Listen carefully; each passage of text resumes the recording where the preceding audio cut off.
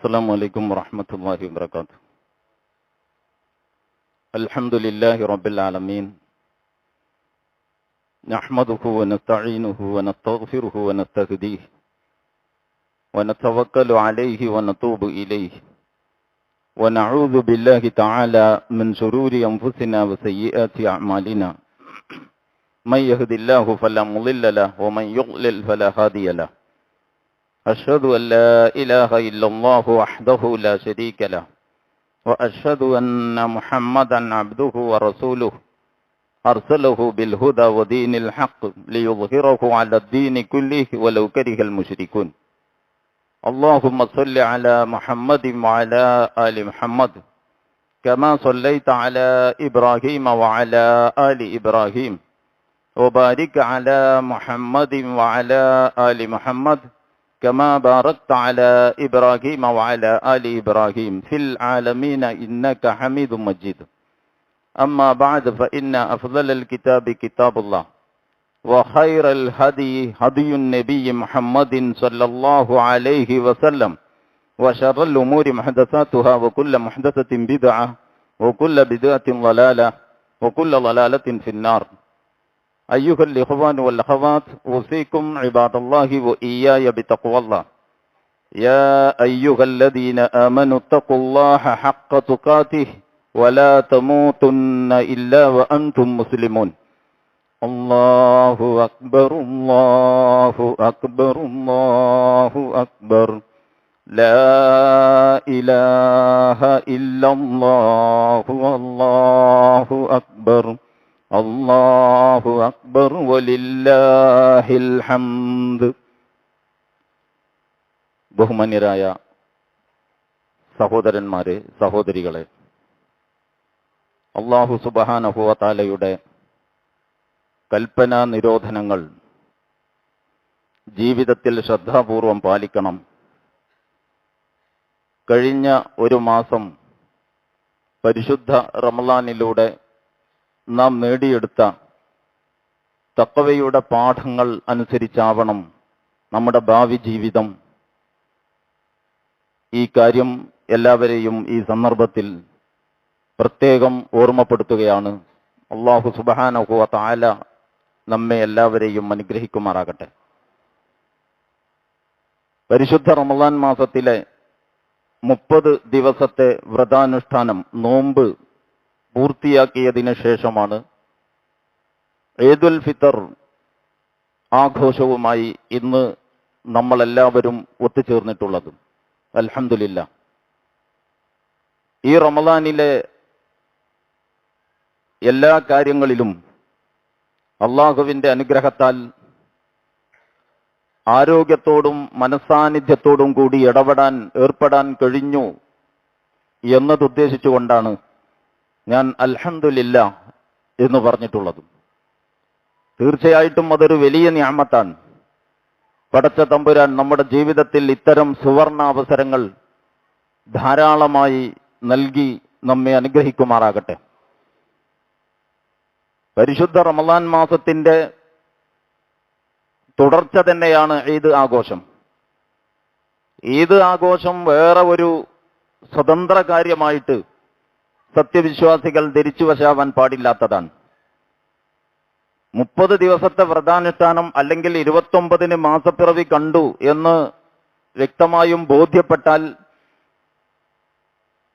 അടുത്ത ദിവസത്തെ 29നോ 30നോ ഉള്ള ഈ ഈദ് ആഘോഷം എന്ന് പറയുന്നത് അല്ലാഹു സുബ്ഹാനഹു വ തആല വിശുദ്ധ ഖുർആനിൽ നമ്മെ പഠിപ്പിക്കുന്നതനുസരിച്ച് നമ്മളുടെ ഈ വ്രതാനുഷ്ഠാനത്തിന്റെ തന്നെ ഒരു ഭാഗമായി നമ്മൾ മനസ്സിലാക്കണം.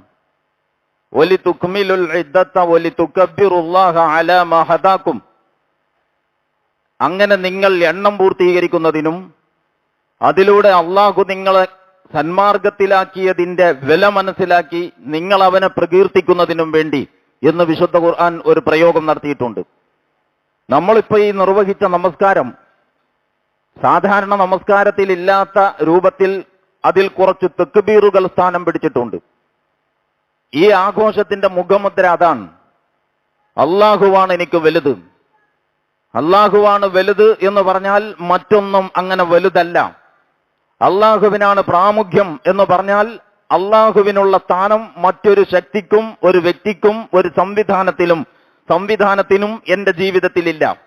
അതാണ് അല്ലാഹു അക്ബർ എന്ന് പറഞ്ഞാൽ എന്റെ ഇഷ്ടത്തിന്റെ അടിസ്ഥാനം അള്ളാഹുവിന്റെ ഇഷ്ടമാണ്.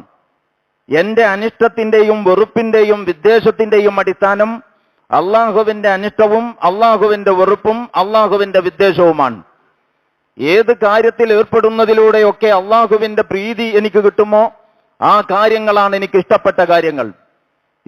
ഏതേത് കാര്യങ്ങളിൽ ഏർപ്പെടുന്നതിലൂടെ അള്ളാഹുവിന്റെ അനിഷ്ടം സമ്പാദിക്കാൻ ഇടവരുമോ, തീയിൽ നിന്നെന്ന പോലെ അല്ലെങ്കിൽ വന്യമൃഗങ്ങളിൽ നിന്നെന്ന പോലെ ആ കാര്യങ്ങളിൽ നിന്ന് അകന്ന് നിലകൊള്ളാൻ ഞാൻ സന്നദ്ധനാണ്, അല്ലെങ്കിൽ ഞാൻ ബാധ്യസ്ഥനാണ്. മൻ അഹബ്ബ ലില്ലാ വ അബ്ഗള ലില്ലാ വ അഅത ലില്ലാ വ മനഅ ലില്ലാ ഫഖദ് ഇസ്തക്മലൽ ഈമാൻ.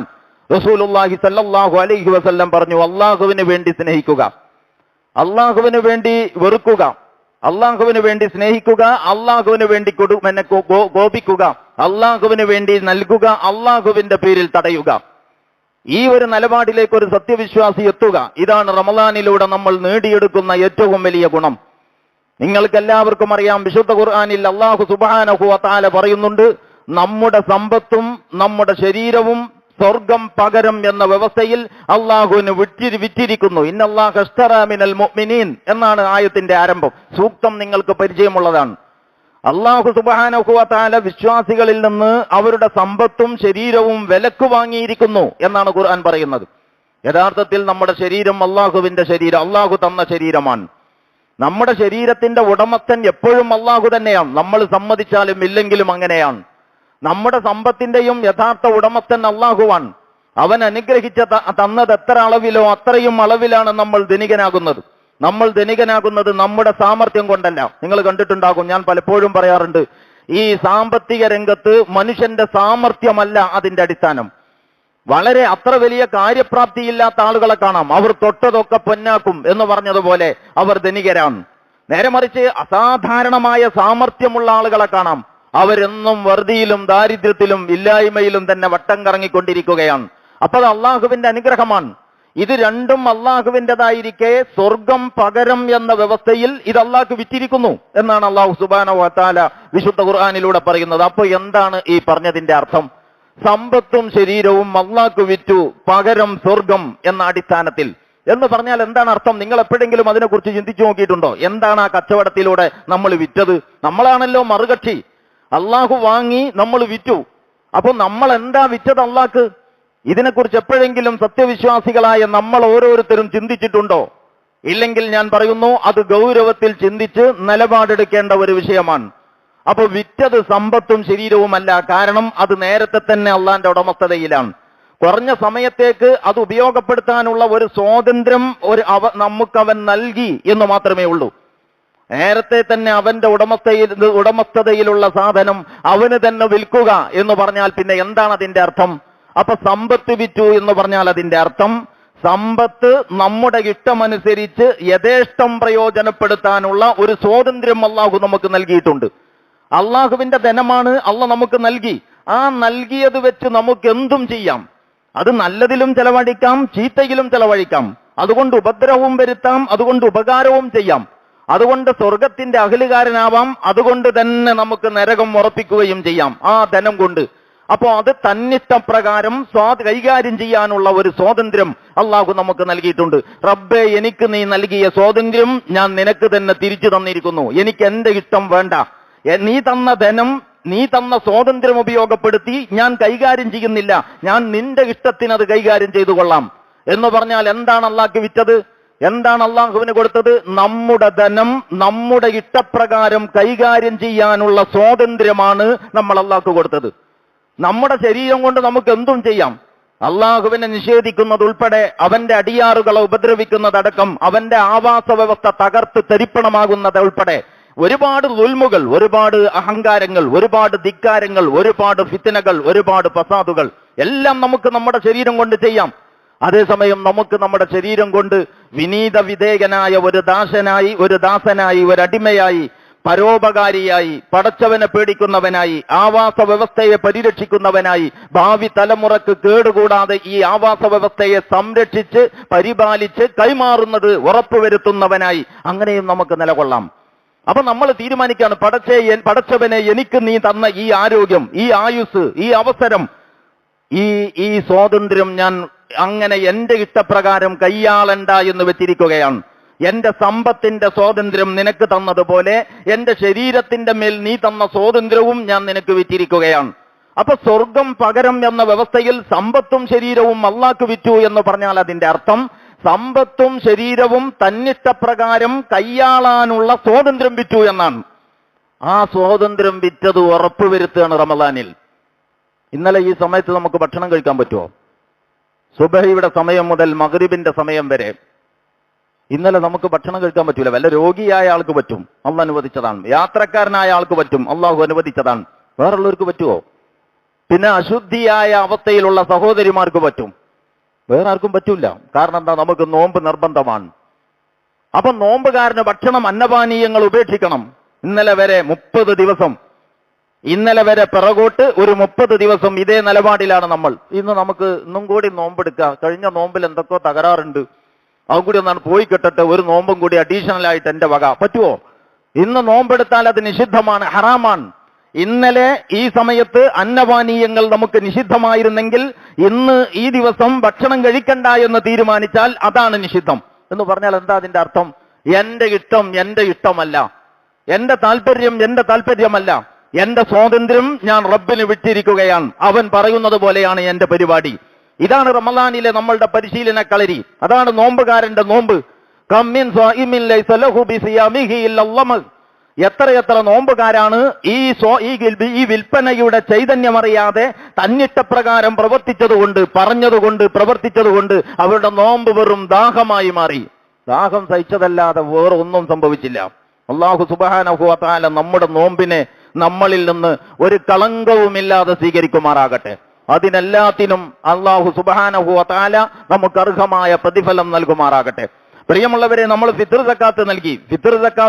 ആ ഫിത്ർ സക്കാത്ത് നമ്മളിൽ നിന്ന് ഈ നോമ്പിലൂടെ നമുക്കുണ്ടായ ഒരു തിരിച്ചറിവിന്റെ ഒരു പ്രതിഫലനവും കൂടിയാണ് എന്ന് ഞാൻ കഴിഞ്ഞ ആഴ്ച സൂചിപ്പിച്ചിരുന്നു.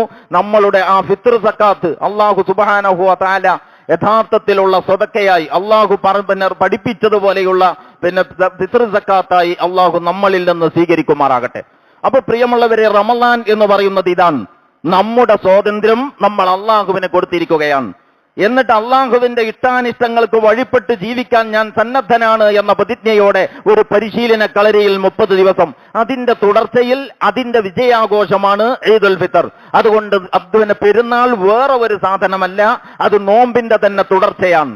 നോമ്പിന്റെ തുടർച്ചയാണ് പെരുന്നാൾ, ഈദുൽ ഫിത്തർ എന്ന ബോധത്തോടെ, ആ ചൈതന്യത്തോടെ ഈ ഈദ് ആഘോഷിക്കുവാൻ സത്യവിശ്വാസികൾ ബാധ്യസ്ഥരാണ്.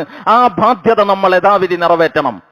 അതിന്റെ ചൈതന്യത്തിന് നിരക്കാത്ത ഒരു കാര്യത്തിലും നമ്മൾ ഏർപ്പെടരുത്. ഈദാഘോഷത്തിന്റെ പേരിൽ ചെറുപ്പക്കാരായ ആളുകളെയും ചെറുപ്പക്കാരികളെയും പ്രത്യേകിച്ച് ഞാൻ ഓർമ്മപ്പെടുത്തുന്നു. നമ്മളുടെ ഈ ചോരത്തുടിപ്പിന്റെ നല്ല ഘട്ടത്തിൽ താൽക്കാലികമായ പല ആനന്ദങ്ങളുടെയും വഴിയെ നമ്മൾ പെട്ടുപോകാൻ നല്ല സാധ്യതയുണ്ട്. അതുകൊണ്ട് അത്തരത്തിലുള്ള എല്ലാ കാര്യങ്ങളിലും നമ്മുടെ കണ്ണിന്റെ, നമ്മുടെ കൽബിന്റെ, നമ്മുടെ കൈകാലുകളുടെ, നമ്മുടെ ഹൃദയ മസ്തിഷ്കങ്ങളുടെ എല്ലാത്തിന്റെയും ശുദ്ധി ഉറപ്പുവരുത്തിക്കൊണ്ട് വേണം ജീവിതത്തിന്റെ ഓരോ വിഷയത്തിലും ഏർപ്പെടാൻ. വല്ല അബദ്ധവും പറ്റിയാൽ അത് അബദ്ധമാണ് എന്ന് വല്ലദീന ഇദാ ഫഅലു ഫാഹിശതൻ ഔ വലമു അൻഫുസഹും ദക്കറുല്ലാഹ ഫസ്തഗ്ഫിറു ലിദുനൂബിഹിം വമൻ യഗ്ഫിറു ദുനൂബ ഇല്ലല്ലാഹു വലം യുസിറു അലാ മാ ഫഅലു വഹും യഅലമൂൻ. ഇതാണ് ഇസ്ലാമിലെ ആ വിഷയത്തിലുള്ള നിലപാട്. നമ്മൾ മലക്കുകളല്ല, അതുകൊണ്ട് തെറ്റുപറ്റും. എല്ലാ ആദം സന്തതികളും തെറ്റുപറ്റുന്നവരാണ്. തെറ്റുപറ്റുന്നവരിൽ ഏറ്റവും ഉന്നതർ പശ്ചാത്തപിക്കുന്നവരാണ് സല്ലല്ലാഹു അലൈഹി വസല്ലം. അതുകൊണ്ട് വല്ലദീന ഇദാ ഫഅലു ഫാഹിശതൻ, മുത്തഖിയും മുഅ്മിനുമായ, നിങ്ങൾ ഖുർആൻ എടുത്ത് നോക്കിയാൽ കാണാൻ പറ്റും, മുത്തഖിയും മുഅ്മിനുമായ ആളുകളുടെ ലക്ഷണം വിശദീകരിക്കുകയാണ് ഖുർആൻ. വസാരിഉ ഇലാ മഗ്ഫിറത്തിൻ മിർ റബ്ബിക്കും വജന്നഹ് എന്ന് പറഞ്ഞുകൊണ്ടാണ് തുടങ്ങുന്നത്. ആകാശഭൂമികളോളം വിശാലമായ സ്വർഗത്തിലേക്ക് നിങ്ങൾ വേഗത്തിൽ പോകുവിൻ എന്ന ആഹ്വാനം ചെയ്തുകൊണ്ട് അള്ളാഹു മുത്തക്കികളും മുഹ്സിനുകളുമായ ആളുകളുടെ ലക്ഷണം പറയുകയാണ്. ആ കൂട്ടത്തിലാണ് അള്ളാഹു പറയുന്നത് വല്ലദീന ഇദാ ഫഅലു ഫാഹിശതൻ, അവർക്ക് വല്ല വീഴ്ചയും സംഭവിച്ചാൽ, വീഴ്ച എന്നൊന്നല്ല, വല്ലദീന ഇദാ ഫഅലു ഫാഹിഷതൻ, അവർ വല്ല മ്ലേച്ഛ വൃത്തിയിലും ഏർപ്പെട്ടാൽ, വല്ല നീച കാര്യവും അവർ ചെയ്താൽ, ഔ വലമു അൻഫുസഹും, അല്ലെങ്കിൽ സ്വന്തത്തോട് അതിക്രമം ചെയ്യുന്ന, ഈ ശരീരം നാളെ സ്വർഗത്തിന് അഖിലുകാരനാവുന്നതിന് തടസ്സം നിൽക്കുന്ന വല്ല കാര്യത്തിലും അവർ ഏർപ്പെട്ടാൽ, അവർ അല്ലാഹുവിനെ ഓർക്കും. അവർക്ക് സംഭവിച്ച ഈ പാദമിടറിച്ചക്ക് അവർ അല്ലാഹുവിന്റെ മുമ്പിൽ കേണപേക്ഷിച്ച് മാപ്പ് പറയും. പാപങ്ങൾ അല്ലാഹു അല്ലാതെ വേറെ ആരാ പുറത്തു തരാ?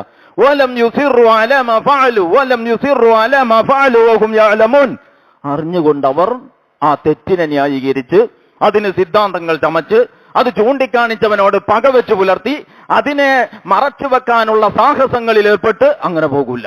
ഇത്രയും ഒരു സത്യവിശ്വാസിക്ക്. അതുകൊണ്ട് ഞാൻ നിങ്ങളോട് പറയുന്നു, ബോധപൂർവം തെറ്റുകുറ്റങ്ങളിൽ നിൽക്കരുത്.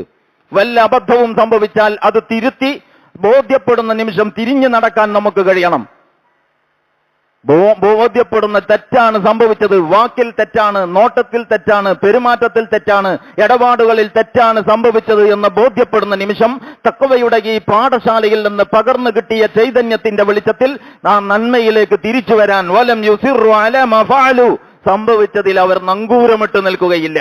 ഇത് സത്യവിശ്വാസികൾ ഓർക്കണം. അല്ലാഹു സുബ്ഹാനഹു വ തആല റമളാനിന്റെ പാഠങ്ങൾ, ചൈതന്യം എന്താണോ അത് പൂർണ്ണമായി മുറുകെ പിടിച്ചുകൊണ്ട് അവശേഷിക്കുന്ന 11 മാസക്കാലം അടുത്ത റമളാൻ വരെ ഈ റമളാനിൽ നിന്ന് ആർജിച്ച ഈ തഖ്വയുടെ പാഠങ്ങൾ കൊണ്ട് മുന്നോട്ട് പോകാനുള്ള തൗഫീക്ക് നമുക്ക് പ്രദാനം ചെയ്യുമാറാകട്ടെ. നമ്മുടെ ഭാഗത്ത് സംഭവിച്ചു പോകുന്ന വീഴ്ചകളും പോരായ്മകളും റഹ്മാനും റഹീമുമായ റബ്ബ് നമുക്ക് വിട്ടുപുറത്ത് മാഫാക്കി തരുമാറാകട്ടെ. പ്രിയമുള്ളവരെ, ഇത് ഈദിന്റെ സന്ദർഭമാണ്. ഈദ് എന്ന് പറഞ്ഞാൽ ആഘോഷമാണ്.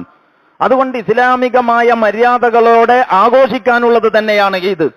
പക്ഷെ അങ്ങനെ ആഘോഷിക്കാൻ കഴിയാത്ത പല സാഹചര്യങ്ങളും ഇന്ന് നമ്മുടെ മുമ്പിലുണ്ട്. ഒന്ന്, നമ്മുടെയൊക്കെ പലരുടെയും വീടുകളിൽ നമുക്ക് വേണ്ടപ്പെട്ട പലരും മരണപ്പെട്ടു പോയിട്ടുണ്ട്.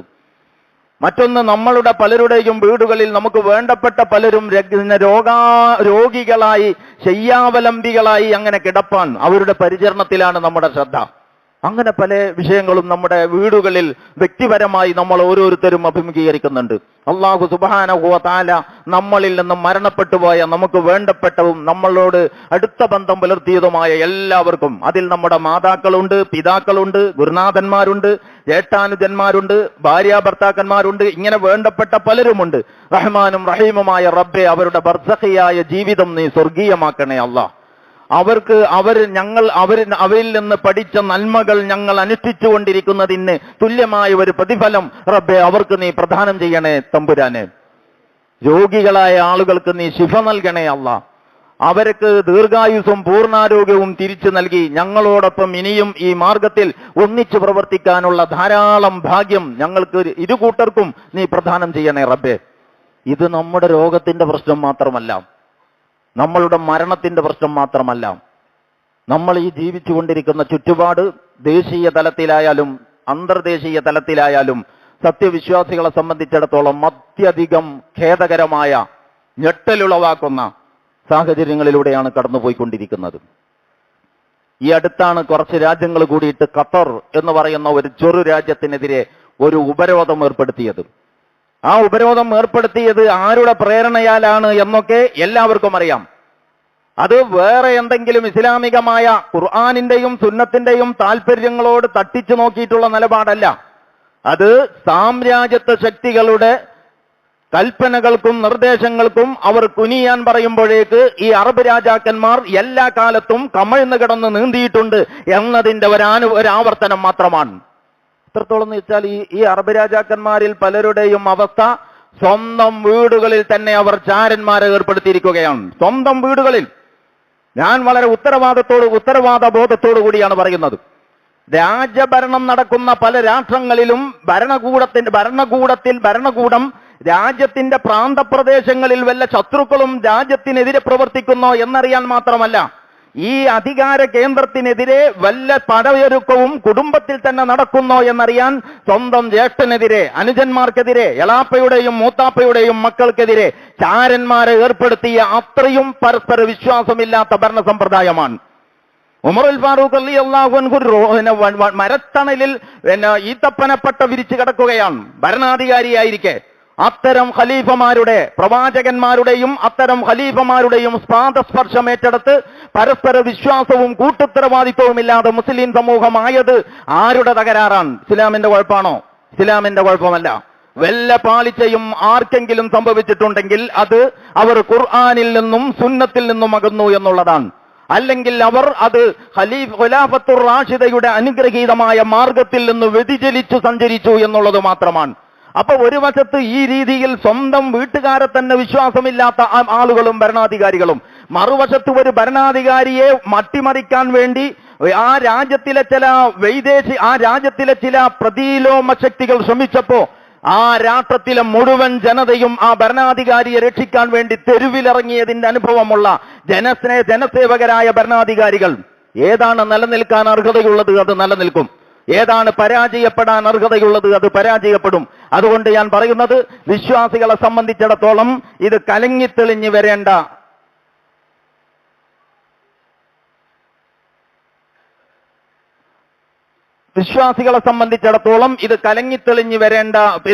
ഒരു കാര്യമാണ്. അങ്ങനെ സാഹചര്യത്തിൽ ഒരു കലങ്ങിത്തെളിച്ചം ഉണ്ടാകുന്നത് വരെ നമ്മൾ ഇതിനു വേണ്ടി ശ്രമിക്കേണ്ടി വരും. പക്ഷെ നമ്മൾക്കൊരു കാര്യം ഉറപ്പുണ്ട്, ഇസ്ലാമിക ചരിത്രത്തിൽ വലിയ വലിയ പ്രതിസന്ധികൾ, ഇതിപ്പോ ഒരു ആഭ്യന്തരമായ പ്രതിസന്ധിയാണ് ഈ ഒരൊറ്റ പ്രതിസന്ധി. വേറെ മറുവശത്ത് അമേരിക്കയുടെ നേതൃത്വത്തിൽ ഇസ്ലാമിക ലോകത്തെ നിലംപരിശാക്കാൻ നടത്തുന്ന ശ്രമങ്ങളുണ്ട്. അത് ഇന്നും ഇന്നലെയും തുടങ്ങിയ ശ്രമങ്ങളല്ല. നമ്മളുടെ 50-ഓളം മുസ്ലിം രാജ്യങ്ങളുടെ നേതാക്കന്മാർക്ക് അവരുടെ സ്വന്തത്തോടുള്ള സ്നേഹത്തെക്കാൾ അള്ളാഹുവിനോടും റസൂലിനോടും സ്നേഹമുണ്ടായിരുന്നുവെങ്കിൽ നിങ്ങൾ ഓർക്കണം, നമ്മളുടെ 50-ഓളം വരുന്ന അറബ് രാഷ്ട്രങ്ങളുടെ ഭരണാധികാരികൾക്ക് അവരുടെ ഈ അധികാര കസേര ഉറപ്പിക്കുക എന്നതിനേക്കാൾ അള്ളാഹുവിന്റെ ദീനിനെ സുരക്ഷിതമാക്കുക എന്നതായിരുന്നു അവരുടെ മുൻഗണനയെങ്കിൽ അറബ് ലോകം ഇങ്ങനെയാകുമായിരുന്നില്ല. ഈ പ്രതിസന്ധി ഒന്നും നമ്മൾ അഭിമുഖീകരിക്കുമായിരുന്നില്ല. ഈ സാമ്രാജ്യത്വം ഇങ്ങനെ കയറില്ലാത്ത ഒരു കാളക്കുട്ടൻ പിഞ്ഞാണക്കടയിൽ കയറിയതുപോലെ അറബ് രാഷ്ട്രങ്ങളെ തകർക്കുമായിരുന്നില്ല. ഇന്നിപ്പോ എന്തൊക്കെയാ സംഭവിച്ചത്? ഇറാഖിന്റെ സ്ഥിതി എന്താണ്? സിറിയയുടെ അവസ്ഥ എന്താണ്? ഓരോ രാജ്യത്തിന്റെയും വിശദാംശങ്ങളിലേക്ക് പോകുന്നില്ല. കാരണം നിങ്ങൾക്കതറിയാം. ഞാൻ പറയുന്നത്, ഇത് ഇസ്ലാം കൂടെ കൊണ്ട് നടന്നതിന്റെ കുഴപ്പമല്ല, സാക്ഷാൽ ഇസ്ലാമിനെ കൈവിട്ട് കളിച്ചതിന്റെ ഫലമാണ്. അത് മുസ്ലിം സമൂഹം മനസ്സിലാക്കണം. കർബലയിൽ ഇതുപോലെയുള്ള ദുരിതങ്ങൾ ഉണ്ടായിട്ടുണ്ട്. ബദർ ഞാൻ പറയുന്നില്ല, കാരണം ബദർ ആഭ്യന്തര കലാപമല്ല. കർബല മുതൽ ഇങ്ങോട്ട് ഇസ്ലാമിക സമൂഹത്തിൽ ഇങ്ങനത്തെ കലങ്ങിത്തെളിയലുകളുടെ പല ഘട്ടങ്ങളും ഉണ്ടായിട്ടുണ്ട്. നമ്മൾ കരുതി, ഓരോന്ന് കണ്ടപ്പോഴും നമ്മൾ കരുതി ഇത് വലിയ പ്രതിസന്ധിയാണ്. അള്ളാഹുവിന്റെ അനുഗ്രഹത്താൽ അല്ലാമ ഇഖ്ബാൽ പറഞ്ഞതുപോലെ ഓരോ കർബലക്ക് ശേഷവും ഇസ്ലാം പുനർജനിക്കുന്നു എന്ന് പറഞ്ഞ പോലെ പൂർവാധികം ശക്തിയോടെ ഇസ്ലാം തിരിച്ചു വന്നിട്ടേ ഉള്ളൂ. അതുകൊണ്ട് ലോക സാഹചര്യത്തെ വിലയിരുത്തിക്കൊണ്ട് ആരും സങ്കടപ്പെടേണ്ട കാര്യമില്ല, ആരും നിരാശപ്പെടേണ്ട കാര്യമില്ല. കുറച്ച് വില കൊടുക്കേണ്ടി വരും, പക്ഷേ നിലനിൽക്കാൻ അർഹതയുള്ളത് നിലനിൽക്കും, തകരേണ്ടത് തകർന്നു പോവുകയും ചെയ്യും. അത് അള്ളാഹുവിന്റെ ഒരു നടപടിക്രമമാണ്.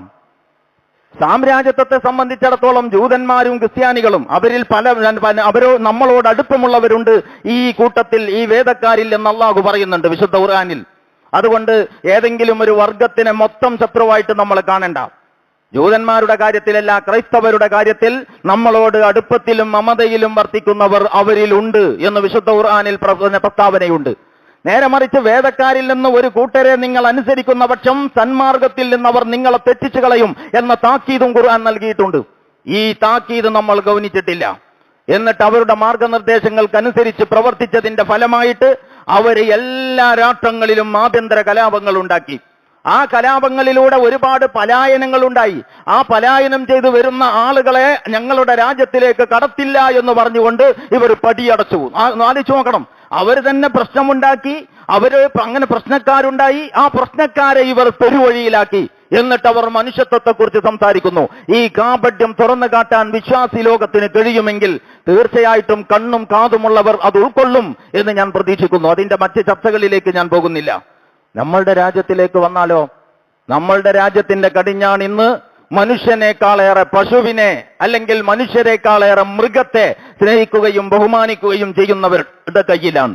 നമ്മുടെ രാജ്യത്ത് ഇപ്പോ ജുനൈദ് എന്ന് പറയുന്ന ഒരു കൗമാരപ്രായക്കാരനായ പയ്യൻ ഇപ്പം തൊട്ടടുത്ത ദിവസം അദ്ദേഹം പെരുന്നാൾ ആഘോഷിക്കാൻ വേണ്ടി യാത്ര ചെയ്യുമ്പോൾ ആ മനുഷ്യനെ തെരുവ് പട്ടിയെ കൊല്ലുന്നത് പോലെ നിഷ്ഠൂരമായിട്ട് കൊല ചെയ്തു. അത്തരം സംഭവങ്ങൾ ഇങ്ങനെ ആവർത്തിച്ചുകൊണ്ടിരിക്കുന്നു. പക്ഷേ ഈ സംഭവങ്ങളെക്കുറിച്ച് ഞാൻ ഒരു കാര്യം വളരെ കൃത്യമായിട്ട് പറയാൻ ഉദ്ദേശിക്കുന്നു. സോഷ്യൽ മീഡിയ ശ്രദ്ധിച്ചപ്പോൾ എനിക്ക് തോന്നിയത്, ഇത്തരം സംഭവങ്ങളെക്കുറിച്ച് ഇന്ന് നടന്നുകൊണ്ടിരിക്കുന്ന ചർച്ചകൾ ആരോഗ്യകരമായ ദിശയിലല്ല നടന്നുകൊണ്ടിരിക്കുന്നത് എന്നാണ് എന്റെ സുചിന്തിതമായ അഭിപ്രായം. പ്രശ്നങ്ങൾ ഇപ്പൊ ഉണ്ടായതാണോ? സംഘപരിവാറിന്റെ ആളുകളെ ന്യായീകരിക്കുന്നതിന്റെ ആ ഭാഷയിലല്ല ഞാൻ ഈ പറയുന്നത്. വളരെ സമാധാനത്തോടെ നിങ്ങൾ ചിന്തിക്കാൻ വേണ്ടി പറയുകയാണ്. ഇതിലും വലിയ കലാപങ്ങൾ ഉണ്ടായിട്ടില്ലേ ഇന്ത്യ രാജ്യത്ത്? ഈ ഇന്ത്യ സ്വാതന്ത്ര്യം നേടിയതിനു ശേഷം വർഗീയ കലാപങ്ങളുടെ ഒരു ഭൂപടം തന്നെ നമ്മുടെ കയ്യിലില്ലേ? താനയിൽ, പൂനെയിൽ, മുർഷിദാബാദിൽ, അഹമ്മദാബാദിൽ, ഓൾഡ് ഡൽഹിയിൽ, ബാഗൽപൂരിൽ, ജംഷഡ്പൂരിൽ, അങ്ങനെ തുടങ്ങിയിട്ട് വലിയ വലിയ കൂട്ട നരമേധങ്ങൾ. ഒരു പ്രദേശം തന്നെ ഒന്നടങ്കം ചേരികൾക്കും ചാളകൾക്കും തീ കൊടുത്ത്, കടകമ്പോളങ്ങൾ കൊള്ളയടിച്ച്, ആളുകളെ വെട്ടിനിരപ്പാക്കി, ഇങ്ങനെ ഗ്രാമങ്ങൾ തന്നെ ഉന്മൂലനം ചെയ്യുന്ന മട്ടിലുള്ള വർഗീയ കലാപങ്ങൾക്ക് നമ്മൾ സാക്ഷിയായിട്ടില്ലേ? അന്ന് നമ്മൾ ഇത്ര ഹാലിളകിയിട്ടില്ല. വളരെ സമാധാനത്തിൽ നമ്മൾ ഈദാഘോഷിച്ചിട്ടുണ്ട്. എന്താ കാരണം എന്നറിയോ? അന്ന് സോഷ്യൽ മീഡിയ ഓരോരുത്തരുടെയും വിരൽ തുമ്പിൽ വിവരങ്ങൾ എത്തിയിട്ടില്ല. എത്തിയ വിവരങ്ങൾ വേണ്ട ഗൗരവത്തിൽ നമ്മൾ മനസ്സിലാക്കിയിട്ടില്ല. പക്ഷേ ഇപ്പോ ഒറ്റപ്പെട്ടതല്ല നടക്കുന്നതെങ്കിൽ പോലും അന്നത്തെ അവസ്ഥ വെച്ച് ചിന്തിച്ചാൽ താരതമ്യേന എണ്ണം കുറഞ്ഞ സംഭവങ്ങളെ എങ്ങനെയാണ് നമ്മൾ കൈകാര്യം ചെയ്യുന്നത്? ഈ കൈകാര്യം ചെയ്യൽ സംഘപരിവാറിന്റെ അജണ്ട വിജയിപ്പിച്ചു കൊടുക്കുന്ന മട്ടിലാവരുത് എന്ന് എല്ലാവരോടും ഈ സന്ദർഭത്തിൽ ഞാൻ ഓർമ്മപ്പെടുത്തുകയാണ്. ഹിന്ദുവും മുസ്ലിമുമായിട്ട് വേർതിരിഞ്ഞു കിട്ടണം ഇന്ത്യൻ സമൂഹം എന്നാണ് അവർ ഉദ്ദേശിക്കുന്നത്. ഇത് നമ്മൾ മനസ്സിലാക്കണം. ഹിന്ദുവും മുസ്ലിമുമായിട്ട് വേർതിരിഞ്ഞിട്ടല്ല നമ്മുടെ ജീവിതം ഇപ്പോൾ ഉള്ളത്. ഇവിടെ വർഗീയവാദികൾ എന്ന് പറയുന്നത്, പശു ഭക്തന്മാരായ വർഗീയവാദികൾ എന്ന് പറയുന്നത് ഒരു ചെറു ന്യൂനപക്ഷം മാത്രമാണ്. 33% വോട്ടേ അവർക്ക് കിട്ടിയിട്ടുള്ളൂ. ഇപ്പൊ അതിന്റെ ബലത്തിലാണ് അവർ ഇന്ത്യ ഭരിച്ചുകൊണ്ടിരിക്കുന്നത്. ബാക്കി ബഹുഭൂരിപക്ഷം വരുന്ന വോട്ടുകൾ ഭിന്നിച്ചു പോയതിന്റെ സൗകര്യം, അതാണ് അവരുടെ ശക്തി. എന്ന് പറഞ്ഞാൽ മറ്റുള്ളവരുടെ ദൗർബല്യമാണ് അവരുടെ ശക്തി എന്നതാണ്. അത് മനസ്സിലാക്കിയിട്ട് നമ്മൾ പെരുമാറണം. അപ്പൊ സോഷ്യൽ മീഡിയയിൽ ഇത്തരം സംഭവങ്ങൾ നമ്മൾ പരത്തി പറഞ്ഞ് ചർച്ച ചെയ്ത് ഭീകരത സൃഷ്ടിച്ച് ഇത്തരം സംഭവങ്ങളെ അനാവശ്യമായി തെരുവുകളിലേക്ക് വലിച്ചഴിച്ചു കൊണ്ടുവന്ന് ഇവിടെ മൊത്തം മുസ്ലിങ്ങൾ സുരക്ഷിതരാകണമെങ്കിൽ മുസ്ലിങ്ങളുടെ കാര്യം നോക്കണം എന്ന മട്ടിൽ ഒരു മെസ്സേജ് നമ്മൾ പ്രചരിപ്പിക്കാൻ തീരുമാനിച്ചാൽ, അങ്ങനെ സാമുദായികമായി നമ്മൾ ഇതിനെ ഏറ്റെടുത്താൽ, സാമുദായികമായി നമ്മൾ ഇതിനെ സമീപിച്ചാൽ, ഹിന്ദു മുസ്ലിം ദുർവീകരണം എന്ന സംഘപരിവാർ അജണ്ട നടപ്പിലാക്കി കൊടുക്കുക എന്നായിരിക്കും അതിന്റെ ഫലം. അതുകൊണ്ട് നമുക്കൊരു പ്രയോജനവുമില്ല. ഈ രാജ്യത്ത് നമ്മളെ സ്നേഹിക്കുന്ന മതനിരപേക്ഷ മനസ്കരായ ആയിരക്കണക്കിനോ ലക്ഷക്കണക്കിനോ ആളുകളുണ്ട്. അവരുകൂടി നമുക്കെതിരായാൽ പിന്നെ ഈ രാജ്യത്തോട് പൊരുതി ഇവിടെ നിലകൊള്ളാൻ നമുക്ക് കഴിയും എന്ന് നിങ്ങൾ കരുതുന്നുണ്ടോ? വിശേഷിച്ച് ഈ ഇസ്ലാമികമായ ജീവിതം നയിക്കാത്ത മുസ്ലിം സമുദായത്തിലെ വലിയൊരു വിഭാഗം ഒരു യാഥാർത്ഥ്യമായിരിക്കെ വിശേഷിച്ചും. അതുകൊണ്ട് രണ്ട് അജണ്ടകൾ വളരെ ഗൗരവപ്പെട്ടതാണ് എന്ന് വിശദീകരണം ഒഴിവാക്കിക്കൊണ്ട് ഞാൻ പറയുകയാണ്. ഒന്നാമത്തെ അജണ്ട മുസ്ലിങ്ങളെ യഥാർത്ഥ മുസ്ലിങ്ങളാക്കി മാറ്റുക എന്ന അജണ്ടയാണ്. അത് ഉത്തരേന്ത്യയിൽ പോയിട്ട് കുറച്ച് ഉത്തരേന്ത്യൻ ഗ്രാമങ്ങളിലൂടെ ഇങ്ങനെ സഞ്ചരിക്കണം. എന്നിട്ട് ഞാൻ ഈ പറഞ്ഞത് കേട്ടാലേ നിങ്ങൾക്ക് മനസ്സിലാവൂ എന്താണ് ഇയാൾ പറയുന്നത് എന്ന്. മുസ്ലിങ്ങളാക്കുക എന്ന് പറഞ്ഞാൽ ആസാമിലേക്ക് നിങ്ങൾ പോകണം, പശ്ചിമ ബംഗാളിലേക്ക് നിങ്ങൾ പോകണം, അതുപോലെയുള്ള പ്രദേശങ്ങളിലേക്ക് പോകുന്നതോടൊപ്പം മുസ്ലിങ്ങൾ തിങ്ങി താമസിക്കുന്ന ഉത്തരേന്ത്യൻ പ്രദേശങ്ങളിലൂടെ, ഗ്രാമങ്ങളിലൂടെ നിങ്ങൾ നടക്കണം. മുസ്ലിം ഉമ്മത്തിന്റെ നിലവാരം എന്താണ്? വൈജ്ഞാനികമായിട്ടല്ല ഞാൻ പറയുന്നത്. അള്ളാഹുവും റസൂലും പറഞ്ഞതനുസരിച്ച് ജീവിക്കുന്ന വിഷയത്തിൽ നമ്മുടെ ഈ ഉമ്മത്ത് ഇന്ന് എവിടെ എത്തി നിൽക്കുന്നു എന്ന് നിങ്ങൾക്ക് മനസ്സിലാകാൻ. അതുകൊണ്ട് എല്ലാ ജിഹാദിലും ഏറ്റവും വലിയ ജിഹാദ് ഈ സമുദായത്തെ ഈമാനികമായി കരുത്തുള്ളവരാക്കണം. അതല്ലേ അള്ളാഹ് നമ്മോട് പറഞ്ഞത്, വലാ തഹിനു വലാ തഹ്സനു വലാ തഹിനു വലാ തഹ്സനു വഅൻതുമുൽ അഅലൗന ഇൻ കുൻതും മുഅ്മിനീൻ. നിങ്ങൾ ദുർബലഹീനരാവണ്ട, നിങ്ങൾ ഖേദിക്കുകയും വേണ്ട, നിങ്ങളാണ് അത്യുന്നതർ, നിങ്ങൾ മുഅ്മിനുകളാണെങ്കിൽ. അള്ളാന്റെ ഓഫർ അല്ലേ ഇത്? അള്ളാന്റെ വാഗ്ദാനമല്ലേ ഇത്? വലില്ലാഹിൽ ഇസ്സത്തു വലിറസൂലിഹി വലിൽ മുഅ്മിനീൻ. ഈ അള്ളാഹുവിനാണ് ഇസ്സത്ത്, റസൂലിനാണ് ഇസ്സത്ത്, വിശ്വാസികൾക്കാണ് ഇസ്സത്ത് എന്ന് വിശുദ്ധ ഖുർആൻ പിന്നെയും പറയുന്നു സൂറത്തുൽ മുനാഫിഖൂനിൽ. ഇതൊക്കെ യാഥാർത്ഥ്യമല്ലേ? ആ ഇസ്സത്ത് ഇന്ന് എവിടെ? എന്തുകൊണ്ട് ഇസ്സത്ത് കാണുന്നില്ല? ഇസ്സത്ത് കാണണമെങ്കിൽ മുഅ്മിനിനാണ് ഇസ്സത്ത് എന്ന് നമ്മൾ മനസ്സിലാക്കണം. വഖാല അല്ലദീന കഫറൂ ലിറസൂലിഹിം ലനുഖ്രിജന്നകും മിൻ അർളിനാ ഔ ലതഊദുന്ന ഫീ മില്ലത്തിനാ. പ്രവാചകന്മാർ ഇസ്ലാമിക പ്രബോധനവുമായി ഇറങ്ങിപ്പുറപ്പെട്ടപ്പോ, ശത്രുക്കൾ അവരെ ഉന്മൂലനം ചെയ്യാൻ വന്നപ്പോ എന്ന് പറഞ്ഞാൽ നമ്മളോട് പറയും പോലെ തന്നെ അവരോടും പറഞ്ഞത്, നിങ്ങൾ ഒന്നുകിൽ രാജ്യം വിട്ടു പോകണം, അല്ലെങ്കിൽ ഞങ്ങളുടെ ഈ ദീനിലേക്ക് ഗർവാപ്പസി ചെയ്യണം. ഇതാ പ്രവാചകന്മാരോടും പറഞ്ഞതെന്നാ ഖുർആൻ പറയുന്നത്. നിങ്ങൾ സംശയമുള്ളവർ സൂറത്ത് ഇബ്രാഹിമിന്റെ തുടക്കം തന്നെ വീട്ടിൽ പോയിട്ട് മുസാബ് എടുത്ത് നോക്ക്. ഒരു 10-15 ആയത്തുകളുടെ പരിഭാഷ അപ്പൊ മനസ്സിലാക്കാൻ പറ്റും. പ്രവാചകന്മാരെ ഇങ്ങനെ ദേഹോപദ്രവം നടത്തി ഉന്മൂലനം ചെയ്യാൻ പ്രതിയോഗികൾ വന്നപ്പോ അല്ലാഹു ഒരു ഉറപ്പ് കൊടുത്തു. എന്താ ഉറപ്പ്? പ്രതിയോഗികളെ നമ്മൾ അമർച്ച ചെയ്തു കൊള്ളാം, നിങ്ങളെ നമ്മൾ സംരക്ഷിച്ചു കൊള്ളാം. പക്ഷെ ഈ ഓഫർ ആർക്കുള്ളതാ? ഈ വാഗ്ദാനം ആർക്കുള്ളതാ? അള്ളാഹുവിന്റെ സ്ഥാനം ഭയപ്പെടുകയും അള്ളാഹുവിന്റെ താക്കീതുകൾ ഗൗനിക്കുകയും ചെയ്യുന്നവർക്കുള്ളതാണ്. അതുകൊണ്ട് ഒന്നാമത്തെ അജണ്ട, കലങ്ങിമറിഞ്ഞ ഈ കാലുഷ്യത്തിന്റെ നടുവിൽ മുങ്ങിപ്പൊങ്ങിക്കൊണ്ടിരിക്കുന്ന, ശ്വാസം മുട്ടുന്ന, നിലനിൽപ്പിന് വേണ്ടി കേഴുന്ന മുസ്ലിം ഉമ്മത്തിന്റെ മുമ്പിൽ ഏറ്റവും ഗൗരവത്തോടെ നമുക്ക് പറയാനുള്ള ഒന്നാമത്തെ അജണ്ട, ഈമാനികമായ കരുത്ത് നേടണം, ആദർശവൽക്കരിക്കണം മുസ്ലിം സമുദായത്തെ. ഈ പണിയിലാണ് സമുദായത്തോട് സ്നേഹമുള്ളവർ ഒന്നാമതായി സമയം ചെലവഴിക്കേണ്ടത്. സമുദായത്തിന് സാമുദായിക വികാരം ആളിക്കത്തിക്കാനല്ല, സമുദായത്തിലെ ഓരോ അംഗത്തിനും ഈമാനികമായ വിചാരം വളർത്തിയെടുക്കാൻ. ഇതിന് നമുക്ക് സമയമുണ്ടോ, ഒഴിവുണ്ടോ? ഇതാണ് ഒന്നാമത്തെ വിഷയം. ഞാൻ അതിന്റെ വിശദീകരണങ്ങൾ ഒഴിവാക്കുകയാണ്. നമ്മുടെ മുമ്പിൽ അത് ഒരുപാട് വന്നു, ഇനിയും ഒരുപാട് വരും.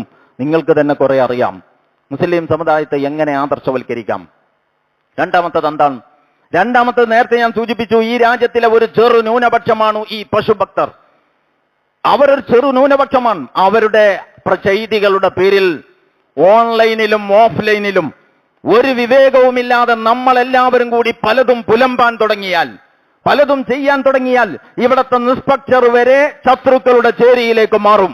റസൂലുള്ളാഹിയുടെ സമൂഹത്തിൽ 3 കൂട്ടരുണ്ടായിരുന്നു എന്നാണ് നമ്മൾ കാണുന്നത്, ശത്രുക്കളെ.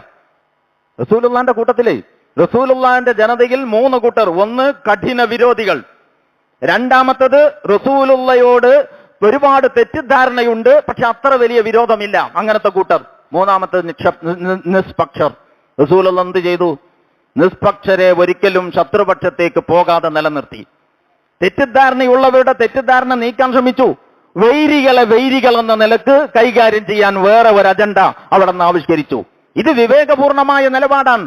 ഈ ഒരു വിവേകപൂർണമായ നിലപാടില്ലാതെ കാടടക്കി വെടിവെച്ചാൽ അതുകൊണ്ട് ഇസ്ലാമിന്റെ ശത്രുക്കളുടെ, ഇന്ത്യൻ മുസ്ലിങ്ങളുടെ വൈരികളുടെ അജണ്ടയാണ് വിജയിപ്പിച്ചു കൊടുക്കുന്നത് എന്ന് സഹോദരന്മാരും സഹോദരികളും മനസ്സിലാക്കണം. ഇമാതിരി ഒരുപാട് പണികളിൽ സാമുദായിക ഭ്രാന്തിനാൽ പ്രചോദിതരായിട്ട്, പക്ഷെ അത് സാമുദായിക ഭ്രാന്താന്നൊന്നും ഇപ്പൊ തോന്നൂല. ഇങ്ങനത്തെ സാമുദായികത കത്തിയാളി ഇന്ത്യ രാജ്യത്തെ രണ്ടാക്കി വിഭജിച്ച പാരമ്പര്യം വരെ ഇന്ത്യൻ മുസ്ലിങ്ങൾക്കുണ്ട്. വിഭജനത്തിന്റെ ഉത്തരവാദികൾ മുസ്ലിങ്ങളല്ലെങ്കിലും വിഭജനത്തിൽ വലിയ ഒരു പങ്ക് മുസ്ലിങ്ങളും വഹിച്ചിട്ടുണ്ട് എന്നത് നമുക്കറിയാമല്ലോ. അതുകൊണ്ട് ഞാൻ പറയുന്നു, സാമുദായികതയുടെ പിന്നാലെ പോകരുത്. മനുഷ്യ സ്നേഹത്തിന്റെ ഭാഷയിൽ സംസാരിക്കണം. നമ്മളോട് ചേർത്ത് നിർത്താവുന്നവരെ ചേർത്ത് നിർത്തണം. അവരെ കൂടി പാളയത്തിലേക്ക് തള്ളിവിടുന്ന അവിവേകം തീർച്ചയായിട്ടും മുസ്ലിം സമൂഹം അവസാനിപ്പിക്കണം.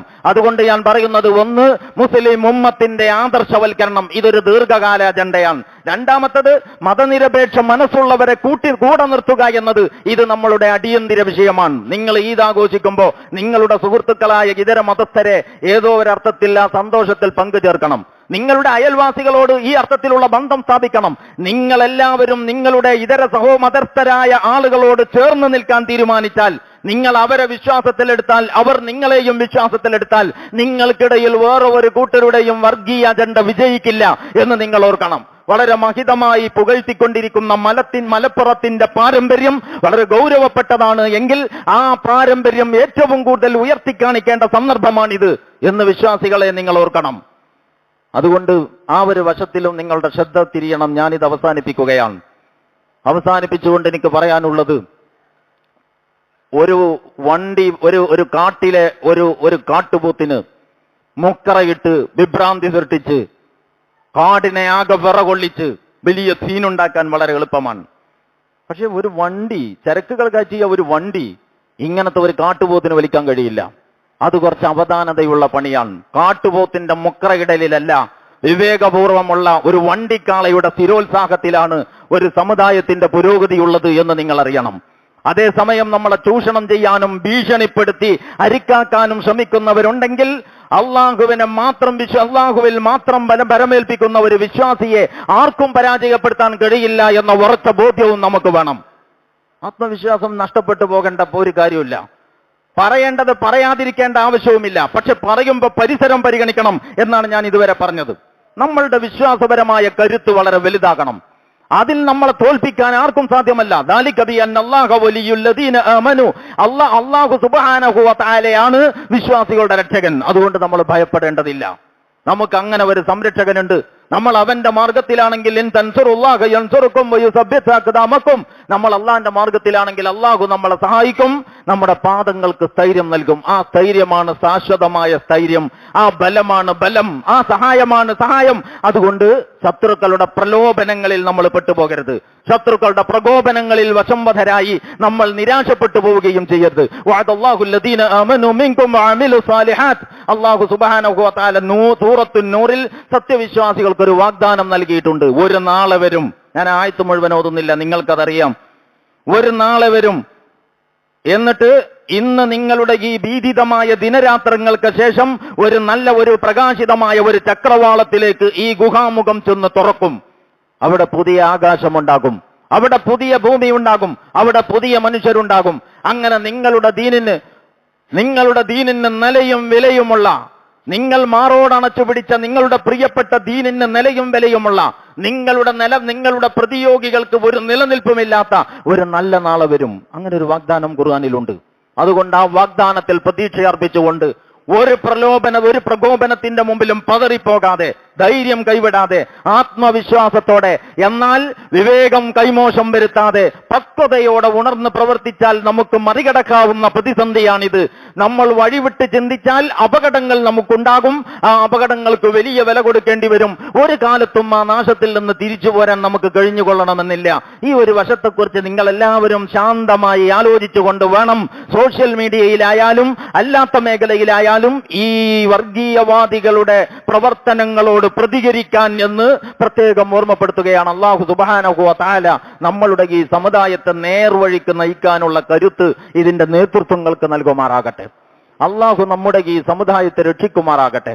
എന്തൊക്കെ തകരാറുകൾ ഈ സമൂഹത്തിനുണ്ടെങ്കിലും പടച്ചവനെ, ഈ സമുദായം നിന്റെ പ്രവാചകന്റെ ഉമ്മത്ത് എന്ന നിലക്ക് നീ ഈ ഉമ്മത്തിനോട് കരുണ കാണിക്കണേ തമ്പുരാനെ. ഇതിനെതിരെ ഉപജാപങ്ങൾ, ഇതിനെതിരെ ഗൂഢാലോചനകൾ നടത്തിക്കൊണ്ടിരിക്കുന്ന എല്ലാ ഇരുട്ടിന്റെ ശക്തികളെയും നീ പരാജയപ്പെടുത്തണേ പടച്ചവനെ. റബ്ബേ, ഞങ്ങളെ നീ സഹായിക്കണേ അല്ലാ. ഞങ്ങളുടെ പാപങ്ങൾ ഞങ്ങൾക്ക് നീ പുറത്തു തരണേ തമ്പുരാനെ. ഞങ്ങളുടെ പ്രവർത്തനങ്ങളുടെ തകരാറ് കാരണം ഞങ്ങളെ നീ പിടികൂടല്ല റബ്ബേ. ഞങ്ങളിൽ നിന്ന് മരണപ്പെട്ടവരോട് നീ കരുണ കാണിക്കണേ അല്ലാ. പടച്ചവനെ, ഞങ്ങളിലെ രോഗികൾക്ക് നീ ശിഫ നൽകണേ റബ്ബേ. ഞങ്ങളുടെ യുവാക്കളെ നീ സഹായിക്കണേ, അനുഗ്രഹിക്കണേ റബ്ബേ. അവർക്ക് നല്ല ജീവിതം, ഈ ലോകത്ത് ഇസ്ലാമികമായ ഒരു നല്ല ജീവിതം അവർക്ക് നീ പ്രദാനം ചെയ്യണേ റബ്ബേ. ഞങ്ങളുടെ പിഞ്ചു മക്കളോട് നീ കരുണ കാണിക്കണേ തമ്പുരാനെ. ആ സഹോദരിമാർക്കും അവരുടെ മടിത്തട്ടിലുള്ള കുട്ടികൾക്കും അള്ളാഹുവിനെ മാത്രം ഭയപ്പെട്ടുകൊണ്ട് ശാന്തമായി ജീവിക്കാൻ പറ്റുന്ന ഒരു സ്വസ്ഥമായ ഒരു സാഹചര്യം ഈ രാജ്യത്ത് പുലർത്താൻ ഞങ്ങൾക്ക് നീ തൗഫീക്ക് നൽകണേ അല്ലാഹ്. പടച്ചവനെ, ഞങ്ങളോട് ദുആ ചെയ്യാൻ വസിയത്ത് ചെയ്ത എല്ലാവരുടെയും എല്ലാ മുറാദുകളും നീ സഫലമാക്കണേ റബ്ബേ. ഞങ്ങളെ നീ സ്വർഗം നൽകി അനുഗ്രഹിക്കണേ തമ്പുരാനെ. ലോകത്തിന്റെ വിവിധ ഭാഗങ്ങളിൽ പൊരുതിക്കൊണ്ടിരിക്കുന്ന സഹോദരങ്ങൾക്ക് നീ സ്ഥൈര്യം നൽകണേ തമ്പുരാനെ. അവരുടെ എല്ലാ ന്യായമായ പോരാട്ടങ്ങളെയും നീ പിന്തുണക്കണേ അല്ലാഹ്. اللهم اغفر للمؤمنين والمؤمنات والمسلمين والمسلمات الأحياء منهم والأموات إنك مجيب الدعوات وقاضي الحاجات طيب ثراهم واجعل الجنة مأواهم اللهم أجرنا من النار اللهم أجرنا من النار اللهم أجرنا من النار اللهم اجعل يومنا خيرا من أمسنا واجعل غدنا خيرا من يومنا ولا تجعل الدنيا أكبر همنا ولا مبلغ علمنا ولا غاية مرامنا ولا إلى النار مصيرنا اللهم آت أنفسنا تقواها وزكها أنت خير من زكاها أنت ربها ووليها ومولاها يا أرحم الراحمين اللهم ربنا آتنا في الدنيا حسنة وفي الآخرة حسنة وقنا عذاب النار ربنا تقبل منا إنك أنت السميع العليم وتب علينا إنك أنت التواب الرحيم واغفر لنا يا غافر المذنبين اللهم صل وسلم وبارك على سيدنا محمد وعلى آله وصحبه أجمعين وآخر دعوانا أن الحمد لله رب العالمين السلام عليكم ورحمة الله وبركاته.